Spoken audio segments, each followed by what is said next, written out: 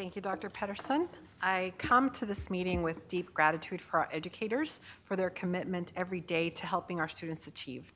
Last week, we received the results of the California School Dashboard, and it shows that our students are continuing to make tremendous progress. We improved in 6 of 7 state indicators when compared to last year. We reduced chronic absenteeism. We reduced suspension rates. We increased graduation rates, and I keep saying the number, 90.3%, highest in recent history. We improved in our college and career readiness indicators. Students did better in English language arts, and we saw improvements in mathematics. And I'm proud to report our district led all large urban districts, including Los Angeles, Fresno, Long Beach, and San Francisco, in 5 major categories: English language arts, mathematics, chronic absenteeism, college and career readiness, and graduation rate. So thank you to all the educators showing up and working very hard. Applause to you.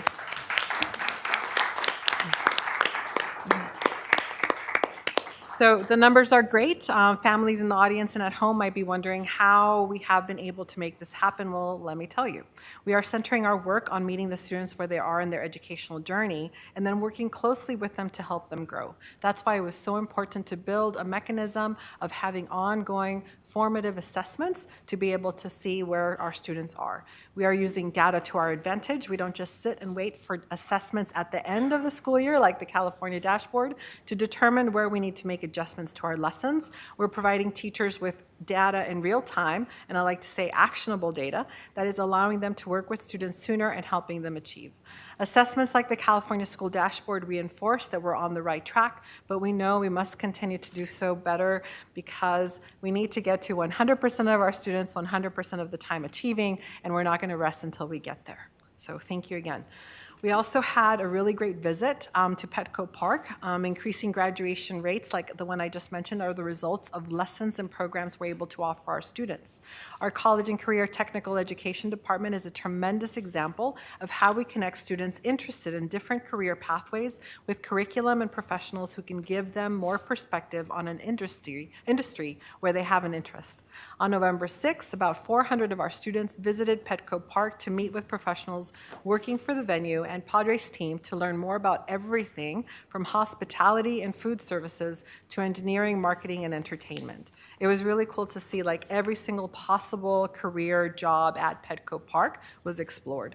This partnership formed for Pathways at Petco event is a powerful example of how education and industry can come together to open doors for our students. I want to thank Dr. Cook, Director of Career College and Technical Education, and his entire team, the Padres organization, and especially all of our students who participated. Let's check out a video featuring several of our students who had the opportunity to participate. And I brought you a Padres hat. Thanks so much.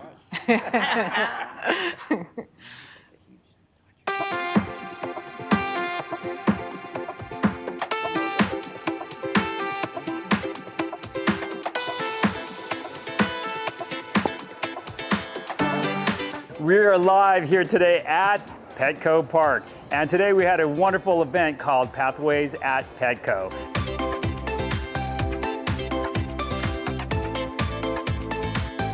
It was a great day of learning where our students got to see and connect learning from their pathways to future opportunities.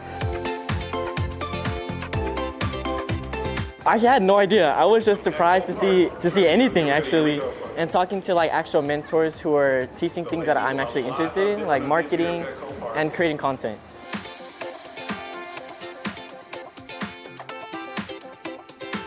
Really like the physical therapist. I thought getting to be able to ask him questions on what he does and how he gets to work with the players was really interesting and really fun to do. I wasn't aware of like how much is going on behind the scenes. It made me realize that there's like so much going on in the background that all has to be maintained and built by somebody and designed by an engineer. At San Diego Unified, we believe in college and career readiness. That means preparing you with the skills and habits to thrive with whatever comes next. But we're really proud of these programs, of our CCTE programs that let you explore everything from health sciences to digital media to construction. Every path deserves respect. Success isn't a one-size-fits-all. It's about finding what fits you.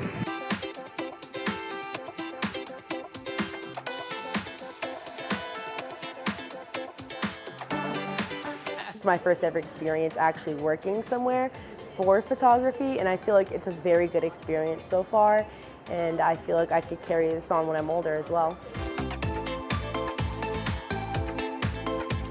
It really made us feel unified, literally, as a district to see everybody having this wonderful opportunity. So thank you, Petco, for this really great chance and this really great and amazing experience.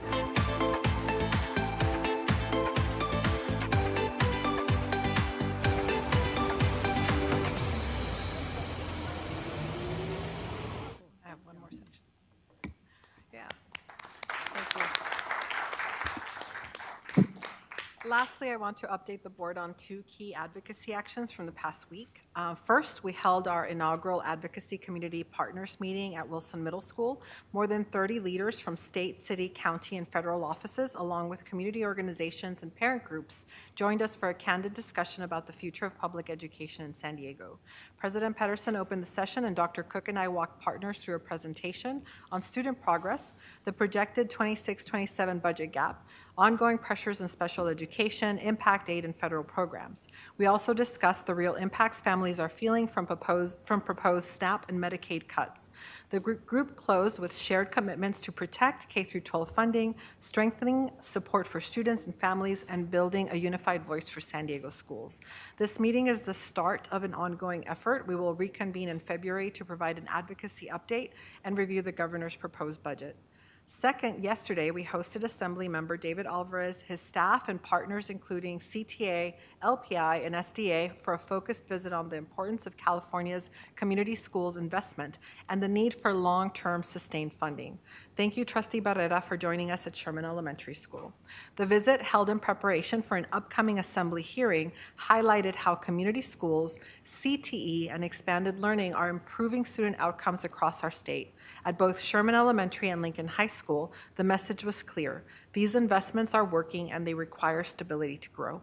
I want to close by thanking our staff, principals, and partners who supported these conversations. Your preparation and your commitment to students continues to drive this work forward. That concludes my report. Thank you.